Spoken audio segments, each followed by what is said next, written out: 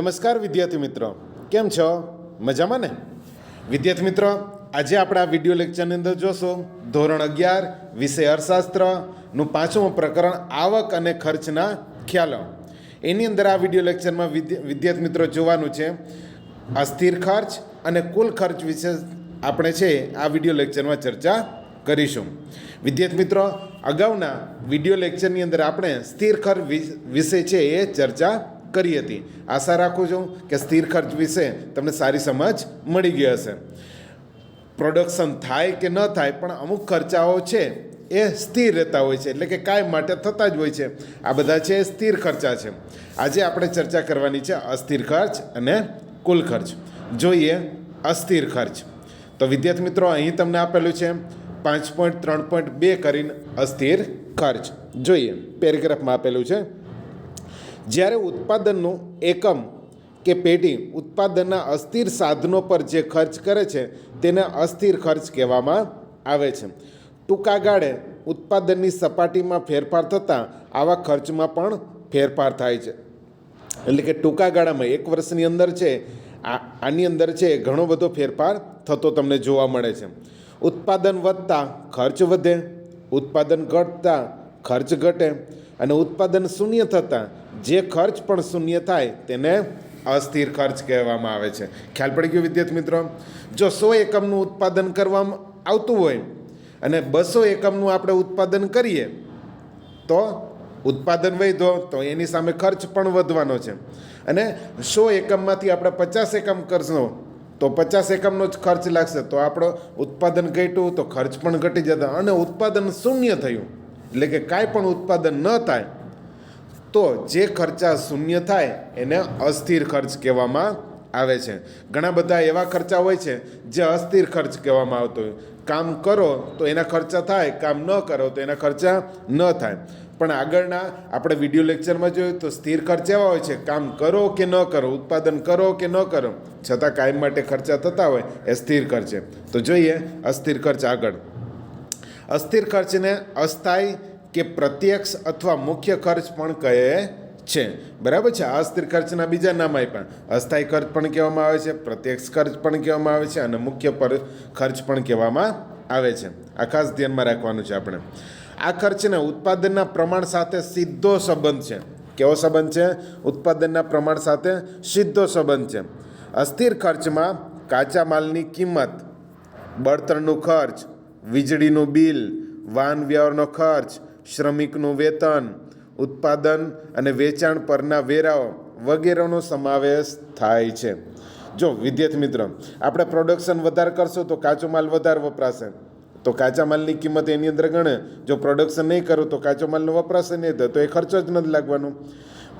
બળતણનો ખર્ચ, ખ્યાલ પડે છે? જે બળતણ આપણે ઈંધણ વાપરતા હોય તે, વીજળીનું બિલ, જો આપણે પ્રોડક્શન કાંઈ કરતા ન હોય, કારખાનું કે કંપની આપણી બંધ હોય તો બિલ વપરાવાનું નથી, તો એનો જાજો આપણે ખર્ચ લાગવાનો નથી. બરાબર છે? જેટલું આપણે પ્રોડક્શન વધારે કરશું એટલો છે લાઇટ બિલનો આપણે વધારે ઉપયોગ કરશું, લાઇટ બિલનો વધારે ઉપયોગ કરશું તો બિલ વધારે આવશે, એટલે ખર્ચા આપણા વધી જશે. વાહન વ્યવહારનો ખર્ચ, એક જગ્યાએથી બીજી જગ્યાએ માલ મોકલવાનો છે પણ પ્રોડક્શન ન કરો તો બીજી જગ્યાએ માલ મોકલવાનો નથી આવતો, તો આપણને છે એ ખર્ચા લાગતા નથી. જો વધારે માલ મોકલો તો વધારે ખર્ચા લાગે. એટલે ઉત્પાદનની સાથે છે એનો સીધો સંબંધ રહેલો છે. શ્રમિકનું વેતન, જો શ્રમિક આપણે પ્રોડક્શન કરશું તો શ્રમિકો એની અંદર રોકાયેલા હશે તો આપણે એને વેતન આપવું પડશે. બરાબર છે? આજે માની લો કે 100 એકમનું પ્રોડક્શન કરવું, 5 શ્રમિકો એની અંદર કામ કરે છે.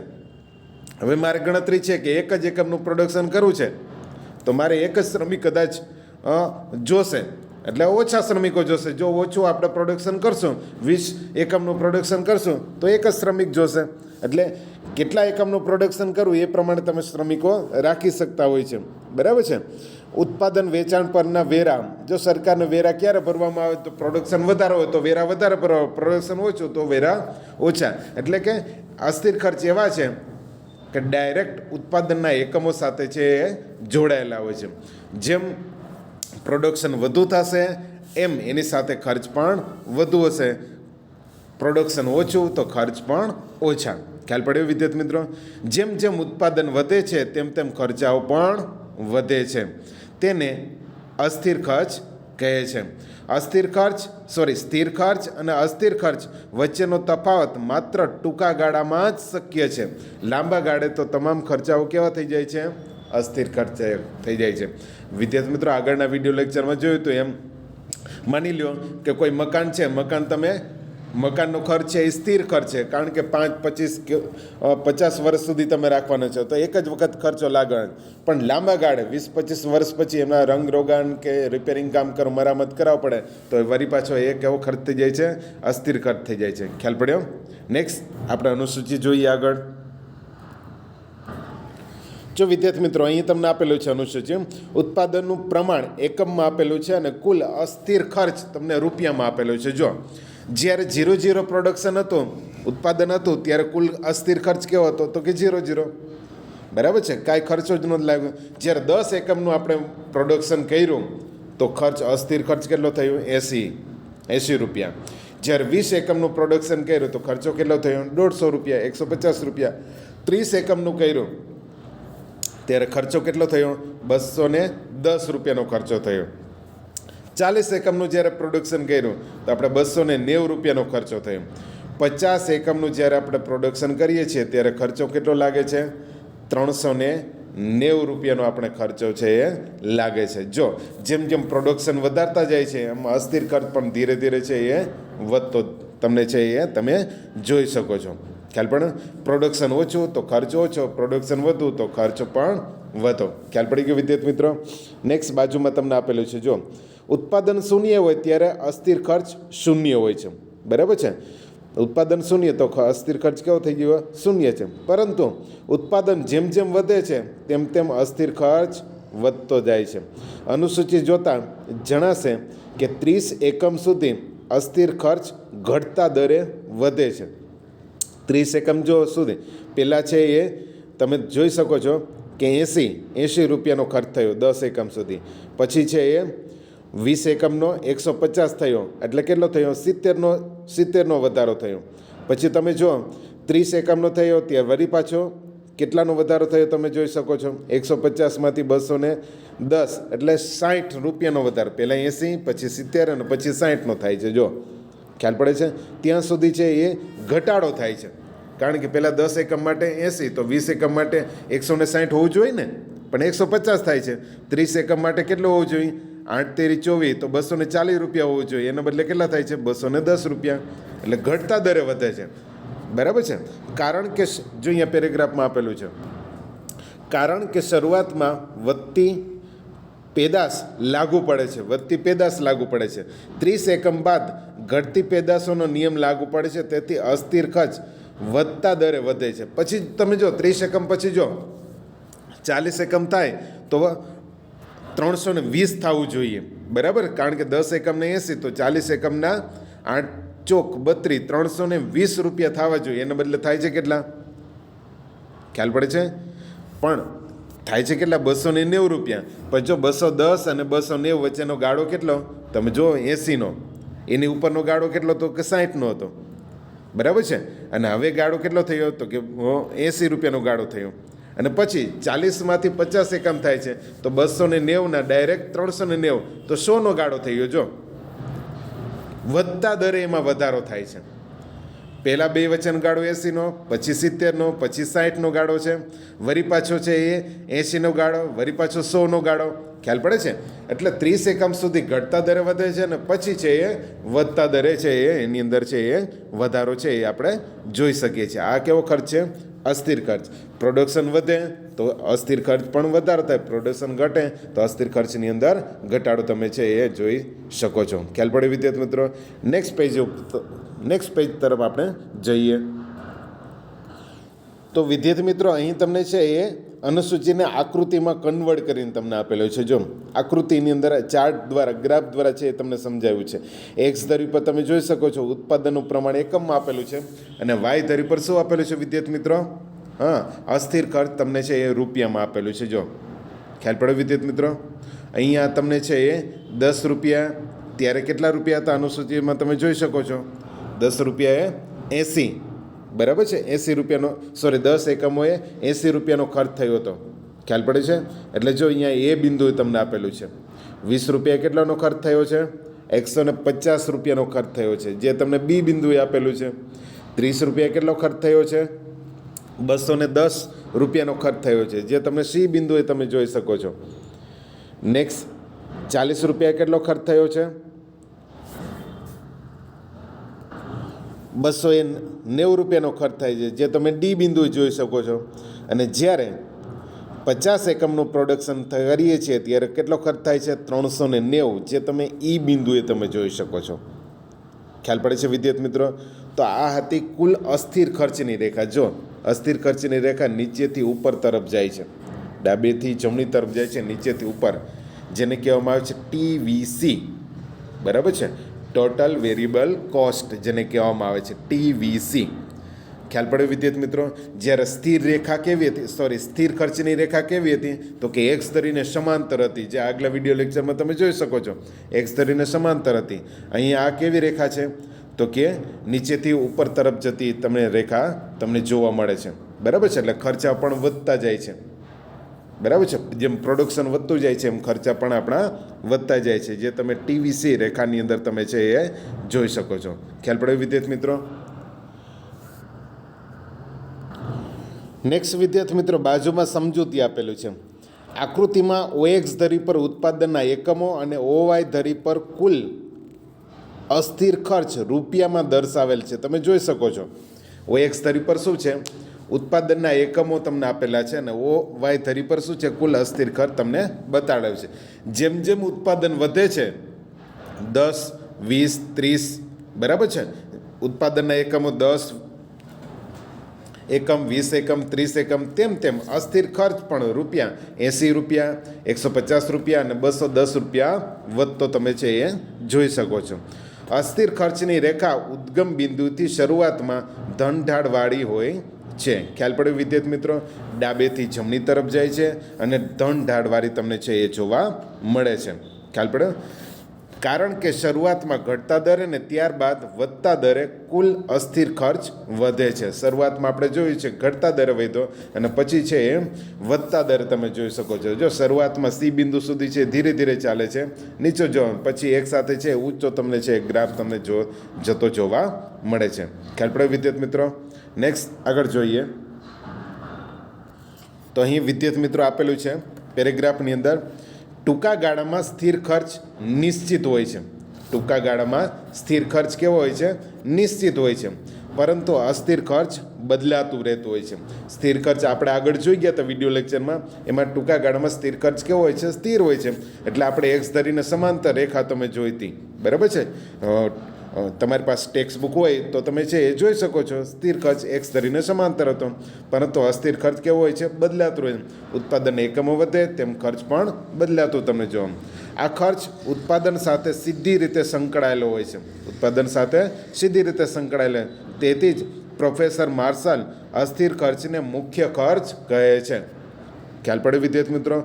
પ્રોફેસર માર્શલ શું કહે છે? સારા એવા અર્થશાસ્ત્રી થઈ ગયા, તે શું કહે છે? અસ્થિર ખર્ચને કેવો ખર્ચ કીધો છે? મુખ્ય ખર્ચ પણ કહેવામાં આવે છે. તો વિદ્યાર્થી મિત્રો, આ હતી અસ્થિર ખર્ચ વિશેની સમજૂતી. બરાબર છે? જેને ઇંગ્લિશમાં કહેવામાં આવે છે ટોટલ વેરિયેબલ કોસ્ટ. ખ્યાલ પડ્યો વિદ્યાર્થી મિત્રો? નેક્સ્ટ હવે આપણે જોઈએ કુલ ખર્ચ વિશે છે આપણે ચર્ચા કરીએ. બરાબર છે? જો અહીંયા તમને આપેલું છે 5.3.3 કુલ ખર્ચ. કુલ ઉત્પાદન અને કુલ ખર્ચ વચ્ચે કાર્યકારણનો સંબંધ છે. કેવો સંબંધ છે? કાર્યકારણનો સંબંધ છે. કાર્ય થશે, બરાબર છે, શેને કારણે થયું એ કાર્યકારણનો સંબંધ છે. બરાબર છે? કુલ ઉત્પાદન વધુ હોય તો કુલ ખર્ચ પણ વધારે હોય છે. પેઢીના કુલ સ્થિર ખર્ચ અને કુલ અસ્થિર ખર્ચનો સરવાળો એ કુલ ખર્ચ છે. બરાબર છે? આગલા વિડીયો લેક્ચરમાં કુલ સ્થિર ખર્ચ આપણે જોઈ ગયા હતા. નેક્સ્ટ કુલ અસ્થિર ખર્ચ, બેયનો સરવાળો એટલે તમને શું મળવાનું છે? રાઈટ, કુલ ખર્ચ મળે છે. સૂત્ર સ્વરૂપે જોઈએ તો કુલ ખર્ચ ઇઝ ઇક્વલ ટુ કુલ સ્થિર ખર્ચ પ્લસ કુલ અસ્થિર ખર્ચ. ખ્યાલ પડ્યો વિદ્યાર્થી મિત્રો? કુલ ખર્ચ એટલે શું? કુલ અસ્થિર ખર્ચ અને કુલ સ્થિર ખર્ચનો સરવાળો કરશો એટલે તમને મળશે કુલ ખર્ચ. જો કુલ ખર્ચને શું કહેવામાં આવે છે ઇંગ્લિશમાં? Total cost. એટલા માટે ટીસી ઇઝ ઇક્વલ ટુ કુલ અસ્થિર ખર્ચ એટલે શું? તો કે ટોટલ ફિક્સ્ડ કોસ્ટ એટલે કુલ સ્થિર ખર્ચ. અને કુલ અસ્થિર ખર્ચને શું કહેવામાં આવે છે? કુલ અસ્થિર ખર્ચ તો કે ટોટલ વેરિયેબલ કોસ્ટ. ખ્યાલ પડે વિદ્યાર્થી મિત્રો? તો આ સૂત્ર આપણા માટે ખૂબ જ અગત્યનું છે. બરાબર છે? એ આપણે પાકું જ કરી લેવાનું છે. નેક્સ્ટ પેરેગ્રાફમાં તમને આપેલું છે ઉત્પાદન વધતા સ્થિર ખર્ચ સ્થિર રહે છે. આપણે આગલા વિડીયો લેક્ચરમાં જોયું તો ફરીથી કહું છું કે ઉત્પાદન વધે કે ઘટે સ્થિર ખર્ચ તો સ્થિર જ રહે છે ટૂંકા ગાળા માટે, પરંતુ અસ્થિર ખર્ચમાં વધારો થાય છે. ઉત્પાદન વધે તો અસ્થિર ખર્ચ વધે, ઉત્પાદન ઘટે તો અસ્થિર ખર્ચ ઘટે. તેથી કુલ ખર્ચમાં અસ્થિર ખર્ચના વધારાના પ્રમાણ જેટલો વધારો થાય છે. તેથી કુલ ખર્ચની રેખા અસ્થિર ખર્ચની રેખાની ઉપરના ભાગમાં હોય છે, પરંતુ બંને વચ્ચેનું ઊભું લંબ અંતર સરખું રહે છે, જે આકૃતિમાં જોઈ શકીએ છીએ. જો કુલ ખર્ચની રેખા કુલ અસ્થિર ખર્ચની રેખાને ઉપરના ભાગમાં તમે જોઈ શકો છો, અને સાથે સાથે એ હંમેશા એને બે વચ્ચેનો ગાળો છે હંમેશા સરખો જ રહેવાનો છે, એમાં કોઈ ફેર પડવાનો નથી. સ્ટાર્ટિંગથી એન્ડ લૂગી છે એ તમારો છે બે વચ્ચેનો ગાળો હંમેશા સમાંતર જ રહેવાનો છે. બરાબર છે? નીચે અનુસૂચિ અને આકૃતિમાં એ આપણે જોઈ. તો અહીં વિદ્યાર્થી મિત્રો તમે જોઈ શકો છો અનુસૂચિ અને આકૃતિ દ્વારા તમે જો ઉત્પાદનનું પ્રમાણ અહીંયા આપેલું છે 0,0. બરાબર છે? કુલ સ્થિર ખર્ચ તો કે 100 રૂપિયાનું છે. અગાઉના આપણે વિડીયો લેક્ચરમાં તો અસ્થિર ખર્ચ તો કે 0,0 અને કુલ ખર્ચ કેટલો થયો તો કે 100. જ્યારે 10 એકમનું પ્રોડક્શન થાય છે ત્યારે કુલ ખર્ચ થઈ જાય છે 100. બસ સ્થિર ખર્ચ કેટલો છે 100. અસ્થિર ખર્ચ 80 રૂપિયા થાય છે અને કુલ થયો કેટલો 180. જ્યારે ઉત્પાદનનું પ્રમાણ 20 એકમનું થાય છે તો સ્થિર ખર્ચ તો 100 જ રહે છે. અસ્થિર ખર્ચ 150 થાય છે તો કુલ ખર્ચ 250. સ્થિર ખર્ચ અને અસ્થિર ખર્ચ બેયનો ટોટલ કરો એટલે તમને શું મળશે? કુલ ખર્ચ. ઉત્પાદનનું એકમ 30 એકમ થાય છે, સ્થિર ખર્ચ તો સ્થિર જ રહે છે 100. જ્યારે અસ્થિર ખર્ચ 210 તો કુલ થાય છે 310. જ્યારે ઉત્પાદનનું પ્રમાણ 40 એકમનું થાય છે તો સ્થિર ખર્ચ તો સ્થિર 100 રૂપિયા જ. જ્યારે કુલ અસ્થિર ખર્ચ 290 રૂપિયા તો કુલ થાય છે 390 રૂપિયા.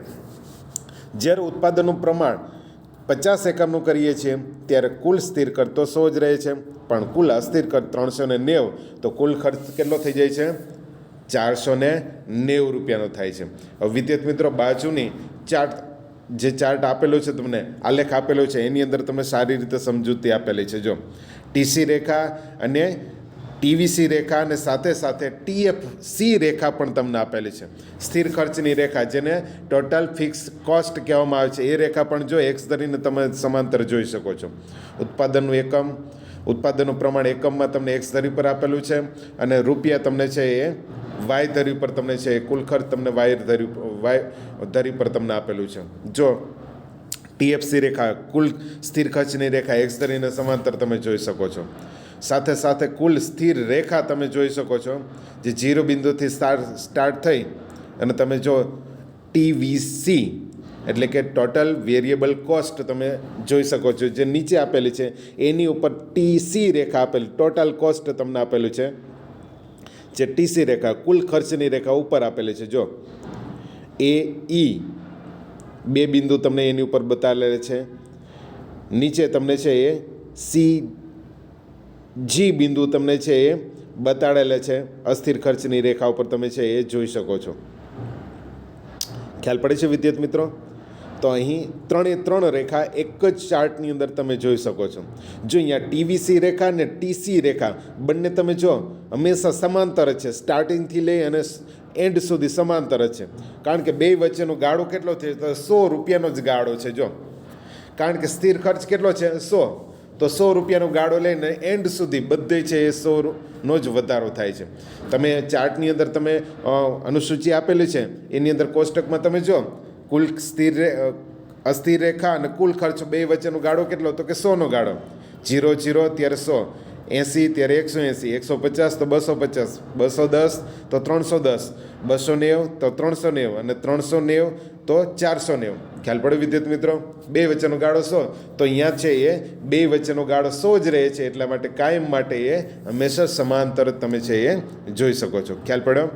નેક્સ્ટ આપણે આગળ જોઈએ.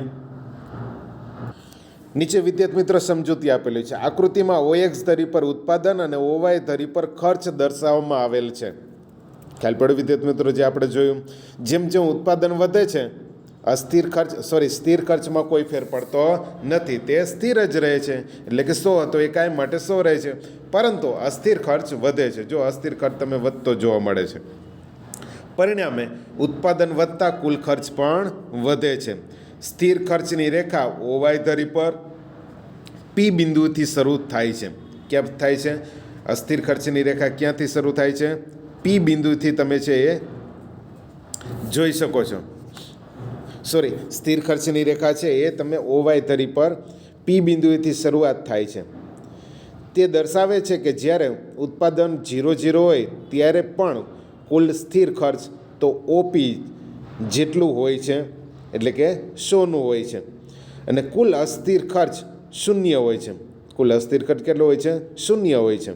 જેમ જેમ ઉત્પાદન વધે છે કુલ સ્થિર ખર્ચ સ્થિર રહે છે, પણ કુલ અસ્થિર ખર્ચ વધતું જાય છે. તેથી કુલ અસ્થિર ખર્ચની રેખા ડાબી બાજુથી જમણી બાજુ, નીચેથી ઉપર તરફ જતી જોવા મળે છે. ખ્યાલ પડ્યો વિદ્યાર્થી મિત્રો? અસ્થિર ખર્ચની રેખા કેવી છે? ડાબીથી જમણી બાજુ જાય છે અને નીચેથી ઉપરની તરફ જાય છે. અને કુલ ખર્ચની રેખા તેને સમાંતર ઉપર હોય છે. કુલ ખર્ચની રેખા તમે જોઈ શકો છો, ઉપર જ આપેલો છે અને એને સમાંતર જ છે. ખ્યાલ પડ્યો વિદ્યાર્થી મિત્રો? આ તે એની સમજૂતી. નેક્સ્ટ પેજ તરફ આપણે આગળ વધીએ. નેક્સ્ટ વિદ્યાર્થી મિત્રો, અહીં તમને છે એના તારણો આપેલા છે. જો અહીંયા આપેલું છે, જ્યારે પહેલું ઉત્પાદન 0 હોય ત્યારે અસ્થિર ખર્ચ પણ 0 હોય છે. બરાબર છે? ઉત્પાદન 0 તો અસ્થિર ખર્ચ 0, કોઈ ફેર પડતો નથી. નેક્સ્ટ બીજું આપેલું છે, ઉત્પાદન 0 હોય ત્યારે સ્થિર ખર્ચ OP હોય છે. OP જેટલો, જે આપણે 100નો ગાળો આપેલો હતો, તો 100 જેટલો તો હોય છે. ઉત્પાદન કરો કે ન કરો, 100 રૂપિયાનો ખર્ચ લાગે જ છે. અસ્થિર ખર્ચ 0 અને કુલ ખર્ચ OP જેટલો જ છે. ખ્યાલ પડ્યો? અસ્થિર ખર્ચ કોઈ નથી, જ્યારે કુલ ખર્ચ તો OP એટલે કે કુલ સ્થિર ખર્ચ જેટલો જ છે. નેક્સ્ટ આગળ જોઈએ. ત્રીજો પોઈન્ટ આપેલો છે, ઉત્પાદન OQ1 હોય ત્યારે કુલ સ્થિર ખર્ચ Q1B હોય છે. અસ્થિર ખર્ચ Q1C અને કુલ ખર્ચ Q1A છે, જે ચાર્ટની અંદર તમે છે એ જોઈ શકો છો વિદ્યાર્થી મિત્રો. જો વિદ્યાર્થી મિત્રો, અહીં તમને છે એ આપેલું છે, ઉત્પાદન જ્યારે OQ1 એટલે કે 10 એકમનું હોય.